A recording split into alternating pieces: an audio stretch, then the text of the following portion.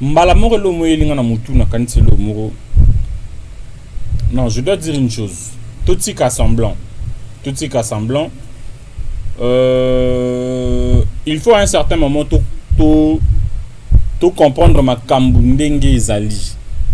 Donc au vandi na yo place au vandi, oyebi très bien que eloro oyo basali eza boy. Eza pona boy, avantage nango yango oyo. Mais tu te permets robimisa mbongo na yo ofuta batu moko oyo yo moko kando kosi, opesi bango information lokuta pona ba panza sango ya mabe. Je vais essayer d'ouvrir une parenthèse. Dossier passeport diplomatique. Nayoki, na monité Nayoki. Certains artistes et comédiens congolais, comme certains artistes et aussi musiciens congolais, bazo CP la tendenge batu misusu, bazo zoba passeport diplomatique un nom bango. D'abord, il faut savoir c'est quoi un passeport diplomatique et puis savoir qui peut bénéficier d'un passeport diplomatique. Et ça n'a pas tout mis sur les artistes, je le dis bien. En tout cas, ça, prenez, mettez sur internet. Je m'en moque. Désolé, mais on doit dire les choses comme elles sont. Et ça n'a pas tout mis sur Oyo. Atana quartier na bango ba yebi yete le rôle artiste. Ce qu'on a réclamé passeport diplomatique. Au bandoke na on a Lufu, au bandoke na on a Kinzamvote, to na Bagata. To o que on a Mia Bikuna na Mupompa. Na mboka ba jeune de to ok na ona Luisa to okende na ona na mboka na biso ngamo na biku mboka na biso ezana batu artiste misusu bazomi benga ba artiste osali même nzembu même lelo na avènement ya réseaux sociaux avènement ya YouTube nzembu na yo na YouTube yaka na 3 vues wana ezaka bandeko na 3 vues ezaka tamsu yo moko au 22 qui passe tant nzembu na YouTube au mitali et compter vues yo moko yo qui passe au mitali na YouTube au mitali et compter vues. Bah, on peut ce passeport diplomatique pour Nanini. Tous à la sérieux. Nous devons vendre la bonne image du pays. Nous devons vendre la très bonne image du pays. Alors, pour ce faire, on a besoin de personnes influentes. On n'a pas besoin. Nous sommes tous Congolais, oui. Net nga bolelo ceux qui konzambo ka benginga appelle ça passeport diplomatique. Non, boya. Pour non bano ba yebinga te non na yebanité. Non boya te veut au monde passeport diplomatique ko ngabo na pour artiste non linga ba pesa. On doit être sérieux envers nous-mêmes. Bapesi Gims Nadadjou passeport diplomatique. Le voix se sont levés. Papa ambassadeur ya Rumba balobi na bino az ambassadeur de culture congolaise et non ya Rumba. Toujours les mêmes personnes qui transmettent de mauvaises informations l'ont fait. Lelo oyo bazuyo batio na France. Batio ata na place de la gare to ata batio ata na gare du Nord to na place Vendôme batio wana beta ofele bazui Gims batio na Bercy droit d'entrée 1000 euros au Sampia quand même to betio ofele. Tout ça sérieux, on doit être sérieux envers nous-mêmes. Et une personne pareille qui a une certaine influence à côté ka image ya mboka na ndenge ya bien. Gims avait dit dans une interview à Lobby, nous allons faire devenir Kinshasa comme Dubaï. Et certaines personnes mal intentionnées, certaines personnes qui se prennent pour des intellectuels, or sont en réalité des pseudo-intellectuels, certaines personnes qui pensent être intelligents, or ils ne le sont pas. Dans les réseaux sociaux par-ci par-là, on publie des photos de gratte-ciel à Dubaï. Croyant que ceux qui Gims à le Bibongo, va gratte-ciel là en Congo. Non! Mais il y a eu un événement ici à Dubaï. Au Congo, Pékin, qui expo à Dubaï. Au Jibin, n'a pas chéri, Motopamba, Kende, Beta, Vieux Jossar à Betty, Inos Bi à Betty, Yemongo Gims à Betty. Au Fali à Beta qui n'a mois de février n'a compte à l'Union africaine. Événement à réunir 192 pays à monde entier. Même les États-Unis vont vanter le potentiel de Mboka.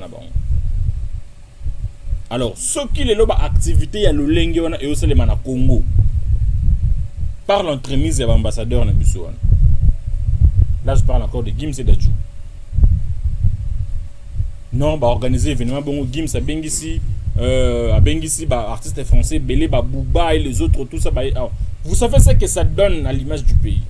Le fait est que combat ya Cassius Clay, Mohamed Ali, na Georges Foreman et Bundama awa na Congo, et tikala na ba anal ya histoire. Bana ya Ali bayati na Congo visiter nini ko visiter stade du 20 mai. Malgré que ring wana babunda et comme en Afrique du Sud ndenge toyoka. Mais etikala na ba anal ya histoire. Alors imaginez activité ya bongo c'est ba star baye partout. Ba star baye na Congo. Et les gens vont d'abord enlever une certaine opinion qu'ils se font par rapport à la RDC. Notre pays est un pays touristique. Tout est touristique au Congo. Obimabo moni lo malisa. Otalibo lo malisa. Obimabo jandete mukendi. Otalibo jandete mukendi. C'est touristique. Lelo na Kofi Olomide na yo nani fuba pesa passeport diplomatique. Tous à la sérieux, tout ça muté ma be pembeni. Tout ça va polémique ya buzo bato message na pembeni. Na yo na Kofi na fuba pesa passeport diplomatique. Et d'ailleurs Kofi avec un musée mon en Belgique, je crois c'est la semaine prochaine ou dans quelques jours Kofi au un musée mon en Belgique, avec une relobela ça la conférence mon sur le fait que bazungi c'est la biso ba œuvre na biso au bazon en colonisation. Parce que yo ceux qui va passer le passeport wana. Mais pour nani Congolais lingi mboka na été. Pour nani Congolais moi avantage ne connaît Congolais azui et au salaye mutema passe. Nous sommes le seul pays au monde où marambo ezali. Siko Jean-Claude Van Damme. Siko place au siko e yindi. Sombele Souka Bisanga. Avant d'être invité na biso, c'est aussi un artiste, c'est aussi un cinéaste, tout ça, il va se présenter. Jean-Claude Van Damme. Baby marambo yo. Bon yo to tunenga na Facebook ceux qui n'ont pas ndenge nini. Réponse no yango. Mais c'est vous tokoli awa na Congo na Kisasa bino. Ndebo ebisi biso que Jean-Claude Van Damme abotama na Congo na Kolwezi, c'est un Congolais bino. Moi personnellement na ba documentaire nyonso na tala ya Van Damme na yoka place morote Van Damme aloba ki abotama na Congo. J'ai eu à lire plutôt un magazine quand j'avais 12 ans. Je me rappelle très bien. J'avais 12 ans. Magazine Moro sur Bastar et tout ça. Basombelanga magazine na tanga magazine na ba la biographie de Jean-Claude Van Damme. Dans les rues de Bruxelles, na Belgique. Place mon côté baloba que no Van Damme abotama na Congo. Ye Moro Van Damme na ba dire na ye aloba ne yangote na ba documentaire tout na tala ya Van Damme. Mais bino botem Jean-Claude Van Damme abotama na Congo. On a deux vieux comme ça va venir dans ce quartier. Ces vieux là qui excusez-moi mais ces vieux là qui ont perdu leur temps et qui connaissent tout et qui connaissent tout le monde. Yo ebate abotama na Congo, abotama wa Jean-Claude Van Damme abotama na Likasi ya na Kolwezi, ayakutu na Kisasa au Mobutu kutu tout ça. On a ce genre de personnes. Parce que les lobazu mutuana ba pesier d'abord charge kende oteka non image ya mboka na biso malamu.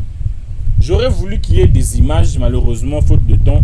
Lorsque je vais revenir sur ces sujets au courant de la semaine, je vais vous montrer des images. Ba PC charge kende côté ka image ya malamu ya mboka na biso pour attirer des personnes. Aujourd'hui, si Dubaï est ce qu'il est aujourd'hui, c'est parce que ba teki image ya malamu ya mboka na ba. Ba star nyonso ya monde ba okende Dubaï. Afrique du Sud ndenge moko.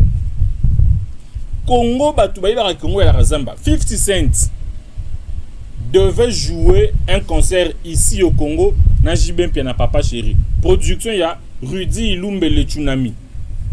Ojiba boka Rudy Ilumbe le Tsunami, Rudy Ilumbe. 59 aga beta awa beti na Martyr, apa ba na Grand Hôtel.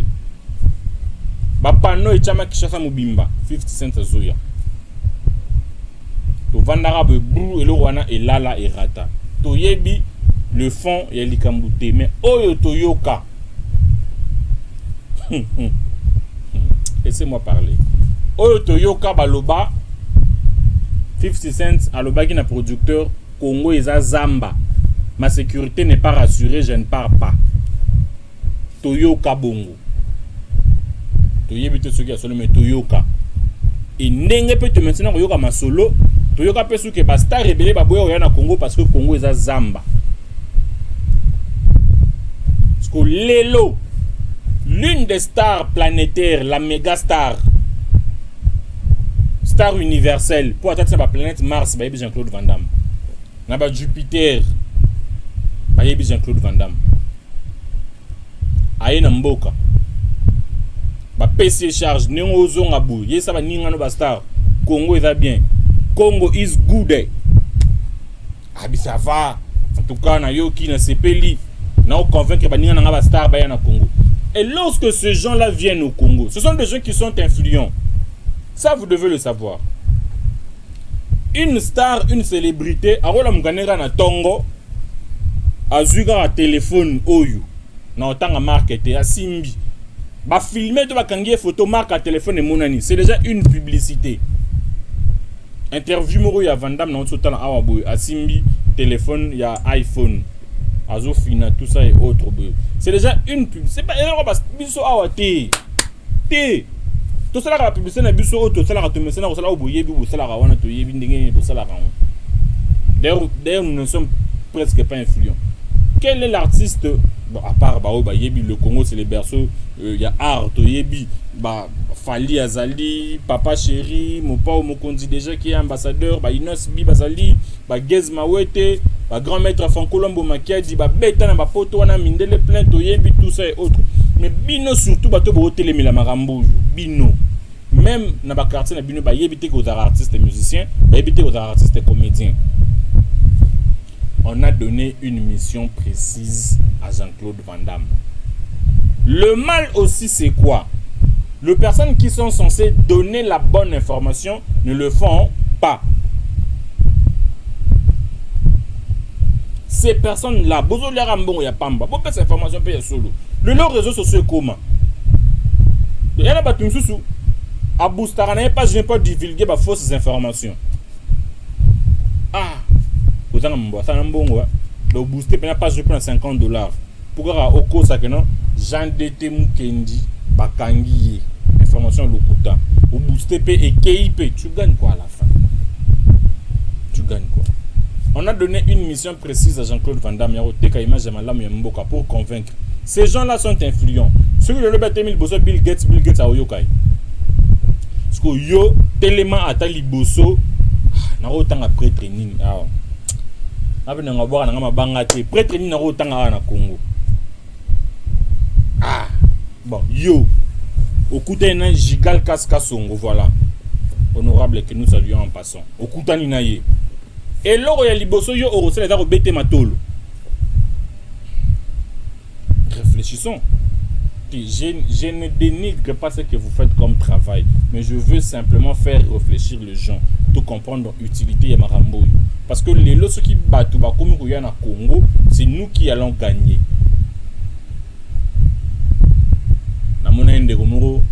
Ça je vais le dire. Il y a l'église du Dieu vivant. Na Facebook à l'objet. Ah, mon Ibilorango, ah, mon Tshisekedi, c'est n'importe quel passeport diplomatique. Ne pas Van Damme boy. Je lui ai rappelé. Bande connu ce Dieu vivant ba olandanga na minute yo ba oye ba maramna lo basiko. Rappelez-vous de la prophétie du feu apôtre Sikatenda sur la nationalité zaïroise à l'époque, congolaise aujourd'hui. Alors baka cette nationalité vous allez rechercher dans le monde. Mindele ba kozala kolongwa na mboka ba na Congo pour na ba nationalité oyo. Bato o ba changer nationalité ya Congo ba comment ba français ba ko regretter ba lo rejoindre la nationalité congolaise. Na rappelé que le roi de mazaneka mutu amona jona ba ndengi mungu. Mais c'est une réalité et réalité yango ibandi. Jean-Claude Van Damme a une mission précise. Et puis Bisibino, je vais essayer de convaincre Jacques. Imaginez Jackie Chan aïe ah. Tala Jackie Chan aïe kuna Congo. J'aurais souhaité ce que Michael Jackson a l'envie. Paix à son âme. Mais tata na Michael ayanga awa na période de Mobutu ayanga awa na Kisasa. Tata na Michael Jackson. Il y avait aussi un projet pareil pour Michael Aya. Parce que ces genres de personnes Ce sont des personnes influentes. Ceux qui ont lobby, Batu Baroyoka, les gens vont venir. Ce que investir, ce que je fais me suffit. Ceux qui vont investir,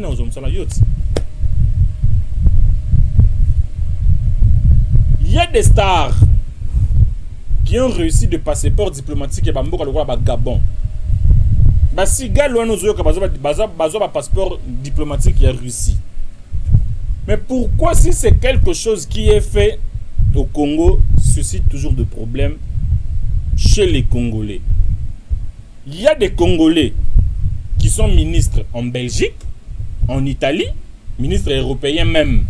Il y a des Congolais qui sont président de la Cour suprême, au Canada, une Congolaise.